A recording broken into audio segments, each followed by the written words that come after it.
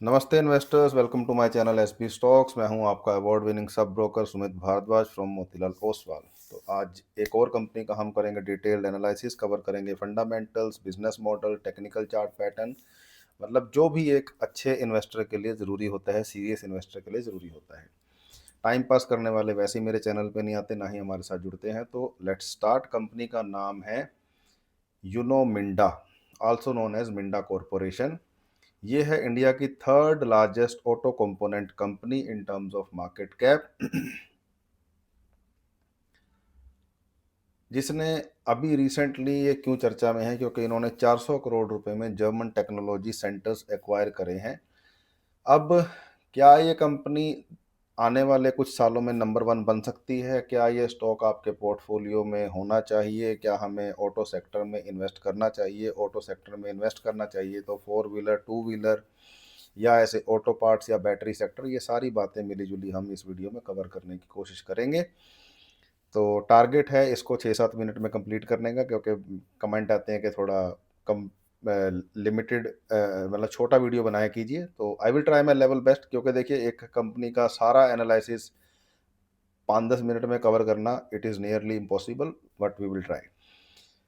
तो सबसे पहले समझते हैं कि यूनो मिंडा बेसिकली है क्या। तो देखो दोस्तों, ये इंडिया की third largest auto parts company है मार्केट कैप के हिसाब से। इनके पास 74 मैन्युफैक्चरिंग फैसिलिटीज़ हैं इन इंडिया। 37 R&D सेंटर्स हैं इनोवेशन के लिए, और सप्लाई करती है सबको। सबको मतलब किनको? सबसे मेरा मतलब है मारुति को, हुंडई को, टाटा को, महिंद्रा को, हीरो मोटर कॉरपोरेशन। तो हो गया ना सबको। अब इंटरेस्टिंग बात यह है कि ऑटो सेक्टर का बूम ऑलरेडी चल रहा है, और आने वाले समय में ये बढ़ने पे ही है, जैसे रियल एस्टेट और गाड़ियाँ। मतलब it is like something, need भी है, रिक्वायरमेंट भी है, बेसिक्स भी है, और लग्जरी भी है। तो मिक्स ऑफ एवरीथिंग। अब डोमेस्टिक डिमांड बढ़ रही है, क्यों? और क्योंकि एज आई ऑलरेडी टोल्ड के भी ये नीड भी है, रिक्वायरमेंट भी है, लग्जरी भी है, पैशन भी है। जैसे पर्सनली मुझे ड्राइव करना बहुत पसंद है। It is one of my hobbies after for just like meditation, just like photography, driving is also my passion. तो उसके साथ साथ ईवी ट्रांजिशन हो रहा है, एक्सपोर्ट अपॉर्चुनिटीज़ बढ़ रही हैं for among all the Indian companies in auto sector. और इसी टाइम पे यूनो मिंडा ने जर्मन टेक्नोलॉजी सेंटर्स को एक्वायर किया है 400 करोड़ रुपए में। ये एक्विजिशन उन्होंने क्यों किया? क्योंकि उनको एडवांस टेक्नोलॉजी चाहिए थी। किस में एडवांस टेक्नोलॉजी चाहिए थी इनको? इनको चाहिए थी एलईडी में एडवांस टेक्नोलॉजी, एडीएआर सेंसर, जिसको हम देसी भाषा में अडास बोल देते हैं। और साथ ही में इनको चाहिए थी latest technology in high voltage EV components. तो लेकिन पहले मैं आपको एक इम्पोर्टेंट डिस्क्लेमर दे दूं कि this video is just for educational purposes, don't take it as a tip और एडवाइस। क्योंकि टिप तो हम वैसे ही नहीं देते मोतीलाल ओसवाल में। हम बिलीव करते हैं स्ट्रॉन्ग एडवाइजरी के ऊपर, और आपको वो सारी चीज़ें बताना ऑनलाइन चाहे ऑफलाइन, जिससे आपकी जर्नी जो है स्टॉक मार्केट में बेहद शानदार बनी रहे। ठीक है? ना ही मैं आपको ये कह रहा हूँ कि आप मेरे साथ जुड़िए, डीमेट अकाउंट ओपन करिए। बस मैं आपको सिर्फ ये कह रहा हूँ कि स्कैमर से दूर रहिए, कॉमन सेंस को यूज़ कीजिए, और कोई भी डिसीजन लेने से पहले थोड़ा सा दिमाग लगाएं। आँख दिमाग और सब फुल पोटेंशियल अपना यूज़ करके, कि सामने वाला जो बात कह रहा है क्या वो सच है कि झूठ है। क्योंकि मैक्सिमम लोग ऑनलाइन और ऑफलाइन झूठ बोलते हैं। तो आपको उससे बचना है, और बेटर होगा आप सेबी एडवाइज़र अप्रूव्ड जो एडवाइज़र्स हैं उन्हीं के साथ काम करें। तो आइए शुरू करते हैं कि नंबर्स को मैं फ़िलहाल के लिए स्किप कर रहा हूँ।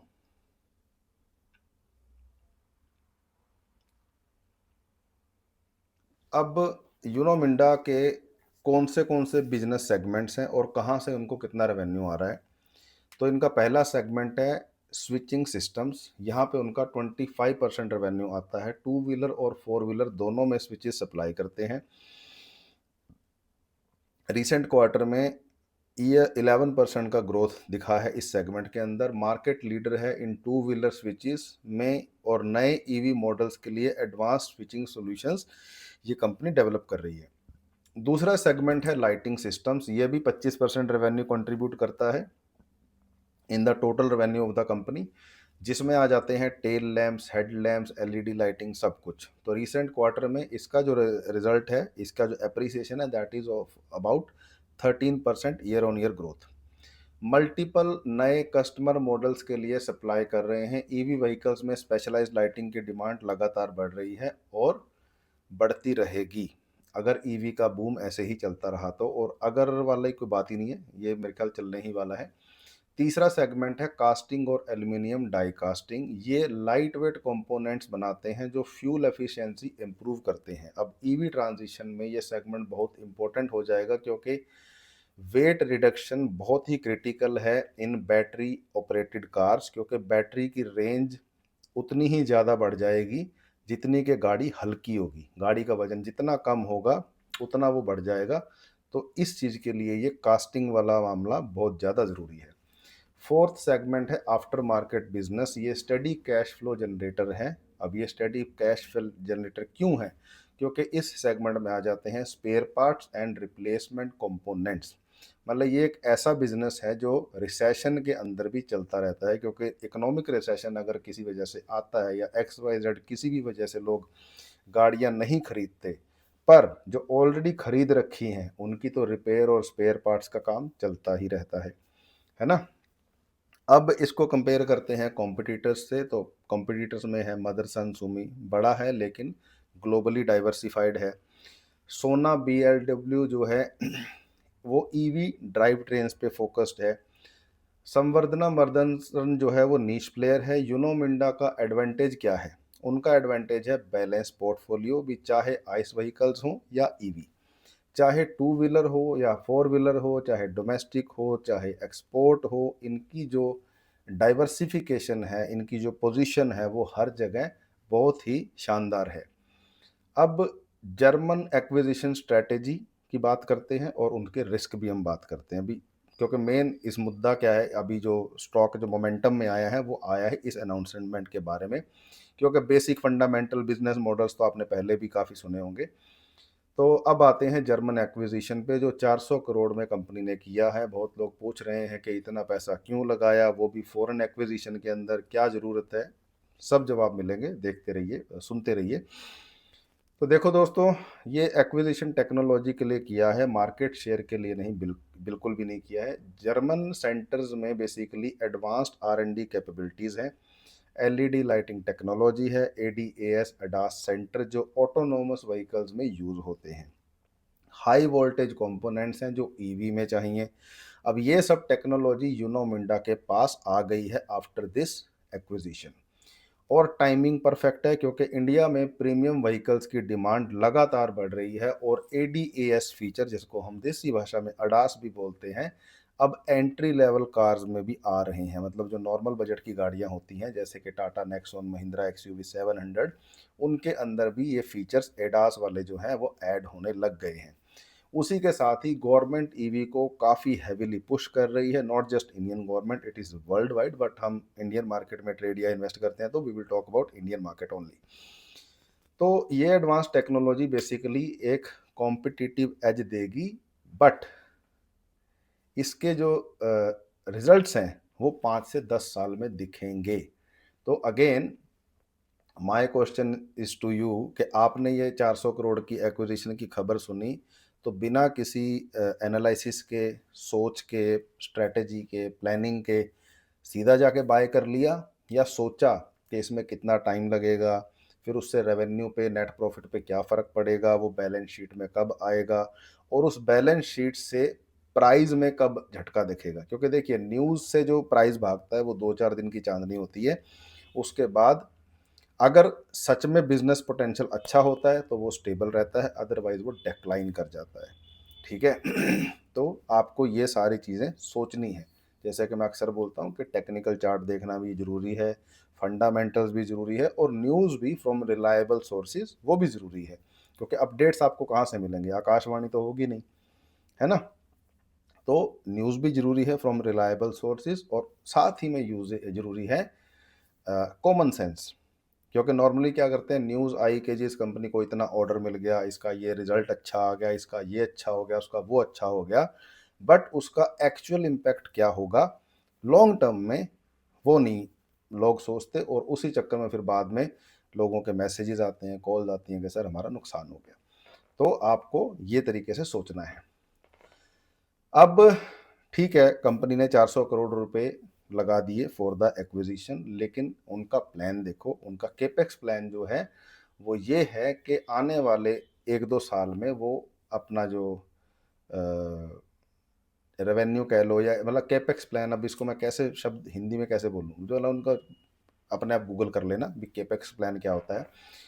फॉर द कमिंग ईयर 2026 उनका जो केपेक्स प्लान है that is for rupees 600 and 1700 crore rupees, मतलब वो एग्रेसिव एक्सपेंशन मोड में है, जिसमें नई फैसिलिटीज, नई टेक्नोलॉजीज, नए जियोग्राफिक सब पे इन्वेस्ट कर रहे हैं, और कैश फ्लो स्ट्रॉन्ग है उनका।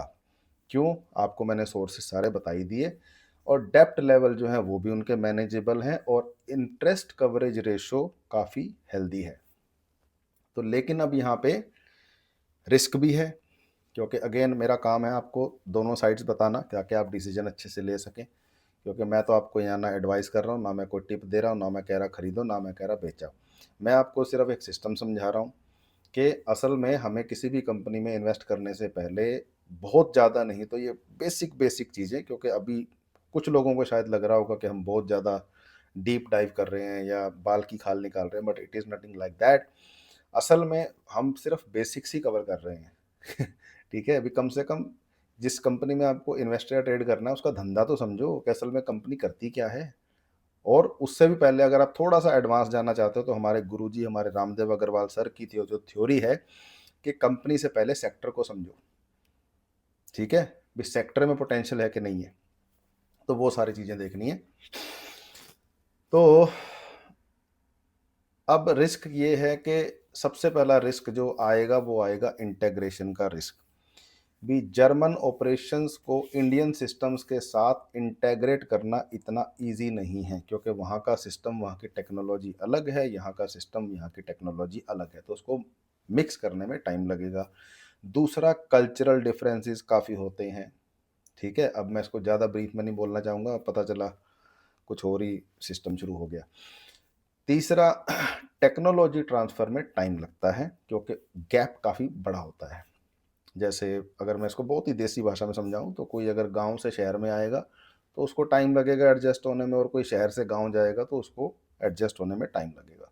ठीक है, तो ऐसे ही जर्मन टेक्नोलॉजी वर्ल्ड क्लास है, हम सबको पता है कि वहाँ पे ख़ास तौर पे ऑटो सेक्टर में जो भी इनोवेशंस होती हैं वो मैक्सिमम टाइम जर्मनी से ही होती हैं, तो वो काफ़ी हाई एंड चलते हैं। और आई एम हैप्पी कि इंडियन कंपनीज अब उनके साथ टाई अप्स करके अच्छे अच्छे इनोवेशंस लेके आ रही हैं, और उसका रिजल्ट हमें प्रैक्टिकली अपनी गाड़ियों में, अपनी फैसिलिटीज़ में, अपने टेक्नोलॉजीज़ में देखने को मिल रहा है, नॉट जस्ट ऑटो सेक्टर, काफ़ी जगह पे। तो टेक्नोलॉजी ट्रांसफ़र करने में टाइम लगेगा, तो ये रिस्क आपको एज एन इन्वेस्टर समझना चाहिए। अब आते हैं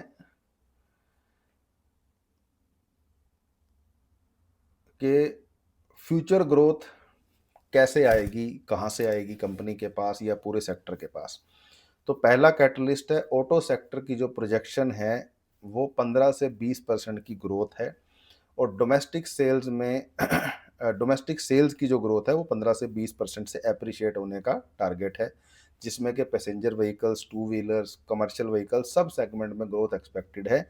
यूनो मिंडा सबको सप्लाई करता है, तो ऑटोमेटिकली उनका फ़ायदा होने वाला है। जैसा कि मैंने आपको बताया कि अब अबाउट 80 to 90% तो कंपनीज हो ही गई ना कवर, एक आधी कोई रह गई होगी। दूसरा कैटलिस्ट है ईवी अडॉप्शन। तो ईवी अडॉप्शन जो है वो एसेलरेट हो रहा है, गवर्नमेंट सब्सिडीज दे रही है अंडर द FAME स्कीम। इसको हम फेम स्कीम भी बोल सकते हैं या FAME बोल सकते हैं, जैसे आपको ठीक लगे। फिर चार्जिंग इंफ्रास्ट्रक्चर बढ़ रहा है, बैटरी प्राइजेस कम हो रहे हैं, तो उनका प्रोडक्ट पोर्टफोलियो जो है वो ईवी रेडी है। मतलब जो बैकएंड पे ट्रेडिशनल उनका सिस्टम है वो तो चल ही रहा है, बट साथ ही साथ जो लेटेस्ट टेक्नोलॉजीज या लेटेस्ट ट्रेंड्स या लेटेस्ट फैशन या लेटेस्ट ट्रेंड्स जो आ रहे हैं उसमें भी कंपनी भर भर के पार्टिसिपेट कर रही है। तीसरा कैटलिस्ट है एक्सपोर्ट अपॉर्चुनिटीज़, जिसमें ग्लोबल सप्लाई चेन्स चाइना से डाइवर्सिफाई हो रहे हैं due to China plus one strategy. Sorry, अगर मैं सिंपल भाषा में समझाऊं तो चाइना वर्ल्ड लेवल के जो लोग जो पहले चाइना से डील करते थे for this auto parts and auto industry से रिलेटेड, वो सब चाइना में एक पॉलिसी है, +1 पॉलिसी या स्ट्रेटेजी। आप वो गूगल पे जाके पढ़ लेना कि उसमें क्या होता है, क्या उसके प्लस पॉइंट है, क्या माइनस पॉइंट है, क्योंकि वो अगेन अपने आप में एक पूरा थीसिस है, एक समुंदर है, एक पीएचडी है।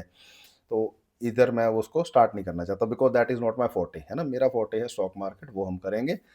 बट वो जो भी है उसकी वजह से वहाँ के लोग इधर आ रहे हैं, मतलब चाइना के लोग नहीं, जो लोग चाइना में डील करते थे, चाहे वो जर्मनी के हों, चाहे वो अमेरिका के हों, चाहे वो रशिया के हों, चाहे वो कहीं के भी हों, चाहे वो जापान के हों, वो सब लोग इंडिया के साथ हाथ मिला रहे हैं, क्योंकि चाइना वाली जो चीज़ें हैं, चाहे वो मैन पावर है, चाहे वो टेक्नोलॉजी है, चाहे वो लेबर है, या जो एक अफोर्डेबल प्राइसिंग है, वो सारा कुछ, या चीप इंफ्रास्ट्रक्चर है, या अफोर्डेबल इंफ्रास्ट्रक्चर कह सकते हैं, cheap is not the right word.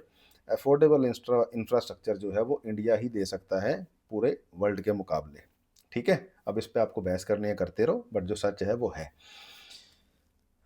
Fourth जो कैटलिस्ट है in the growth sector for this company, जो कि बेनिफिशियल हो सकता है, that is premiumization. Indian consumer जो है अब वो बेटर क्वालिटी चाहते हैं, मतलब हर इंसान चाहता है कि भैया 2 रुपये फालतू ले लो पर चीज़ बढ़िया दो।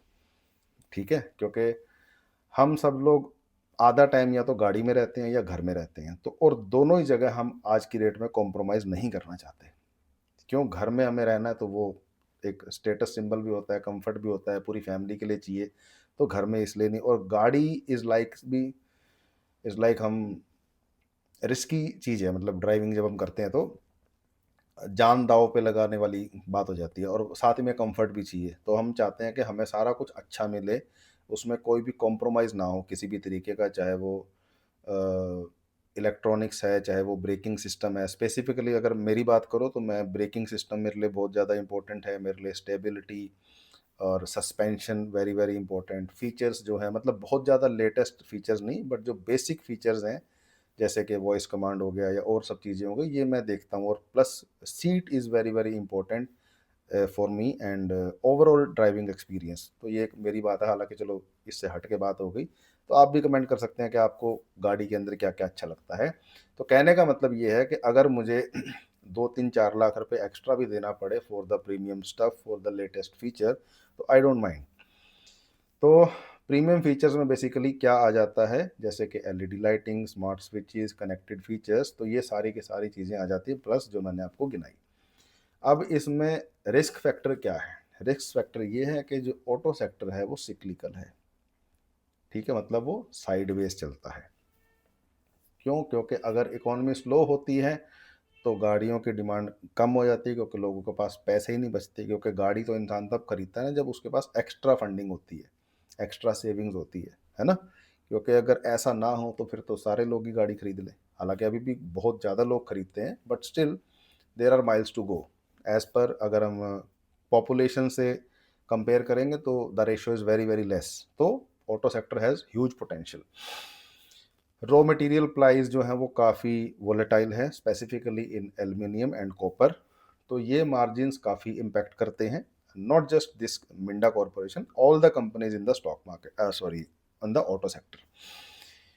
कंपटीशन जो है वो काफ़ी इंटेंस है, प्राइसिंग प्रेशर आता रहता है, एग्जीक्यूशन इम्पोर्टेंट है, एक्सपेंशन प्लान्स का भी वो डिले ना हो, टाइमली इन बजट एग्जीक्यूट हो जाए। और एमिशन नॉर्म्स जो हैं अगर वो चेंज होते हैं गवर्नमेंट की तरफ से, या सेफ्टी स्टैंडर्ड्स चेंज होते हैं, तो ये भी पूरे के पूरे ऑटो सेक्टर को इम्पैक्ट करते हैं। ऐसा नहीं है कि भी अगर कोई रूल आ गया तो वो सिर्फ महिंद्रा या टाटा को ही इम्पैक्ट करेगा। उससे रिलेटेड जितने भी चीज़ें हैं, चाहे ये ऑटो पार्ट्स वाले हैं, चाहे बैटरी वाले हैं, चाहे सीट कवर बनाने वाले हैं, चाहे फुट मैट बनाने वाले हैं, जितने भी लोग उस बिजनेस से जुड़े रहते हैं, उस सेक्टर से जुड़े रहते हैं, उन सबको ये चीज़ें झेलनी पड़ती हैं। तो ये था बिजनेस मॉडल, और ऑलरेडी 19 मिनट हो चुके हैं। तो इसमें मैं फंडामेंटल रेशोज, स्वॉट analysis, share holding pattern, one of my favourite, मतलब मैं मेरे लिए बहुत ज़रूरी है share holding pattern if I am investing into a company. तो आप कमेंट कर सकते हैं कि कौन सी ऐसी चीज़ है जिसके लिए आप बहुत ज़्यादा इंसिस्ट करते हो। और अभी रह क्या क्या गया है, मैं आप अगर आप कमेंट करके बता सकते हैं कि मैं एक ही वीडियो में वो भी डिस्कस किया करूं कि ना करूं। वो ये है कि स्वॉट एनालिसिस, सेक्टर पोजीशनिंग के टोटल सेक्टर में कितनी कंपनीज हैं, ये कंपनी किस लेवल पे है, और फाइनेंशियल रेशियोज जैसे कि return on equity, return on capital employed, EPS, dividend, net income, डेप्ट, प्लेज, फिर शेयर होल्डिंग पैटर्न के प्रमोटर के पास कितना है, आम आदमी के पास कितना है, एफआईआई के पास कितना है, डीआईआई के पास कितना है, दूसरा वो बाय कर रहे हैं कि सेल कर रहे हैं, ये सारी बातें, प्लस टेक्निकल चार्ट पैटर्न के अभी ट्रेंड क्या है, ये साइडवेज है, बुलिश है, बेरिश है। तो आप चाहते हो कि जी नहीं वीडियो लंबा चलेगा बट ये चीज़ें भी कवर कर दिया करो, तो कमेंट कर देना अपने हिसाब से जैसे आपको ठीक लगे, कि ऐड फंडामेंटल्स, ऐड टेक्निकल और ऑल इन वन, या complete analysis, we don't mind the length, जैसे भी आपको हिंदी में अच्छा लगे, इंग्लिश में अच्छा लगे, पंजाबी में अच्छा लगे। इसके अलावा मुझे कोई लैंग्वेज आती नहीं है तो उसमें मत लिखना। तो दैट्स इट। एंड आपको एनालिसिस कैसा लगा कमेंट करके बताइएगा। अगला एनालिसिस किस कंपनी के बारे में करें वो भी कमेंट करके बताइएगा, और सारी बातें ठीक लगी, वैल्यू एडिशन हुई आपके अंदर 1% भी, तो आप चैनल को सब्सक्राइब करें। थैंक यू, टेक केयर, मिलते हैं कल एक और डिटेल्ड एनालिसिस के साथ। And again before ending, this video is just for educational purposes, not a tip और एडवाइस एट ऑल। अपना सेबी अप्रूव्ड एडवाइजर के साथ कंसल्ट एंड डिस्कस जरूर करें before taking any financial investment decisions. ठीक है, और बाई चांस जो लोग अभी तक देख रहे हैं ट्रेडर हो तो रिस्क टू रिवॉर्ड रेशो के ऊपर काम करो, और इन्वेस्टर हो तो कैपिटल एलोकेशन के ऊपर काम करो। Thank you, take care.